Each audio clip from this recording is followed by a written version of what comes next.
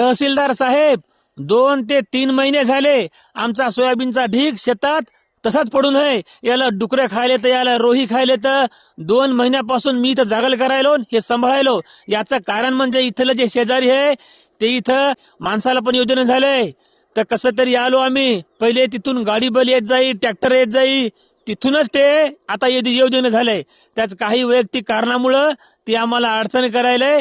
आता कसं भांडण झाले तर हे ढीक तर पुरणारच नाही, इथलं वावर पण पुरणार नाही. हो, त्याच्यामुळं जे बावनकुळे साहेबांनी सांगितलेलं आहे मागेल त्याला सोलर आणि मागेल त्याला रस्ता, मग कोठं भांडण करत बसता. म्हणून तहसीलदार साहेबानं हा व्हिडिओ पाहावा आणि काहीतरी याची नोंद घ्यावी आणि आम्हाला शेताला रस्ता यायला मोकळा करून द्यावा. हो, हे बघा याला किती खाली डुकरानं हे पा खाली रोह्यानं खाल्लंय, असा त्रास आहे पा.